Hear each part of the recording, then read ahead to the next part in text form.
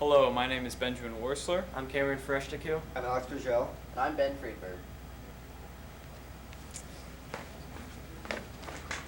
So our initial research question is, are artificial organs practical to implement into society today? Let's go through some of the history.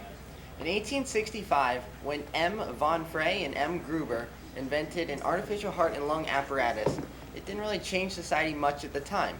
It wasn't until the late 1960s that the first artificial organ was finally implemented into a human.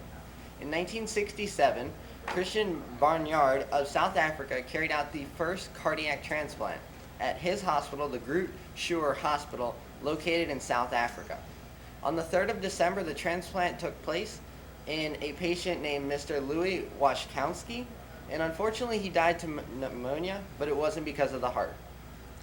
Moving on through standard organ transplants, Thomas Starzl had attempted to do a liver transplant, and he attempted 5 of these since 1953. However, they were all unsuccessful. This made liver transplants outlawed as they were labeled too difficult. In 1967, when he finally completed one, it shed a new light into the field. Moving forward into artificial organs, the Jarvik 7 heart was released in 1982 by Mr. Robert Jarvik. This was a new thing in the field, as it was the first artificial heart. On April 4th, Dr. Denton Cooley used one of these artificial hearts to keep his patient alive for 64 hours before a new human heart could be implemented. These artificial hearts really changed society throughout history, as a lot of people really started to have higher interest levels in the field.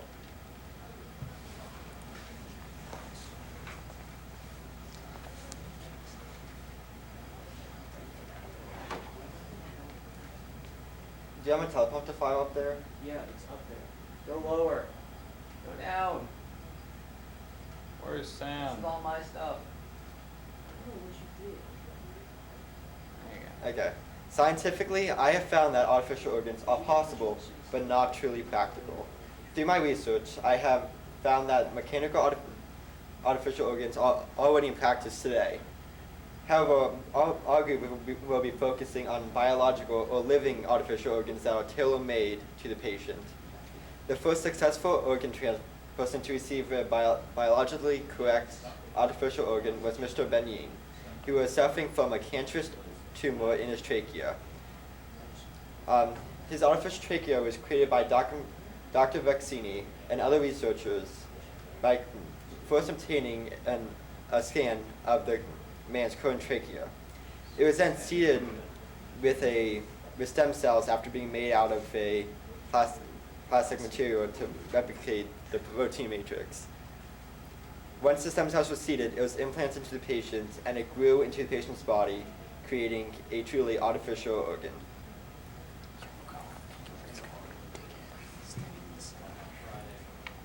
All right, now that brings us to the risks and benefits of artificial organs. And there are many risks and benefits to artificial organ use as well. And according to studies by the FDA and the National Heart, Lung, and Blood Institute, artificial organs have been seen to increase life expectancy and improve overall health, things like cardiovascular function and other chemical processes. Now, this is due to the sophistication and complexity of artificial organs, and due to the facts that they have not been exposed and subjected to things like aging and overuse.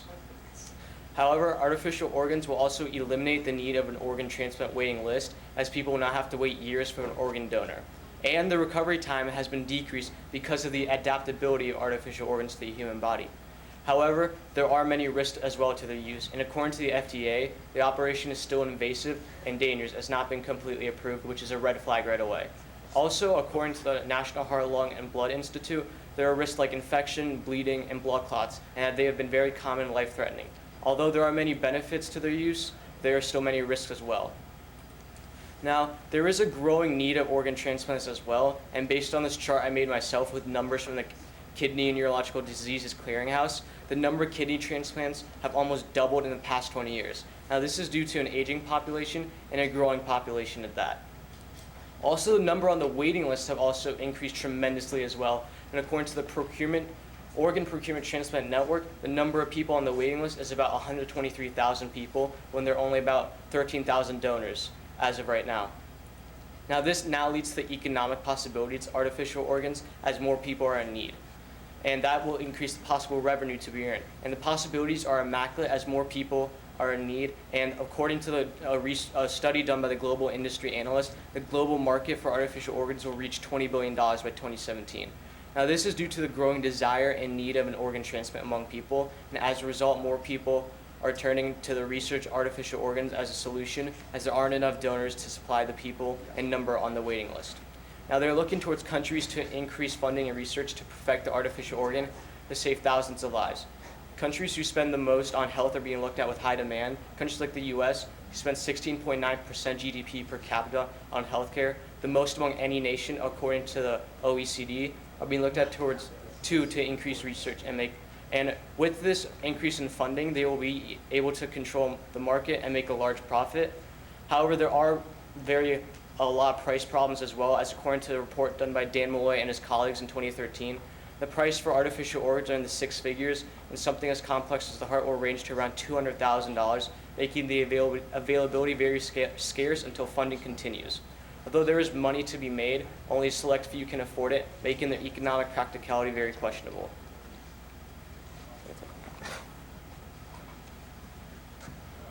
We're cutting it there. Oh, okay. No one's in front. So.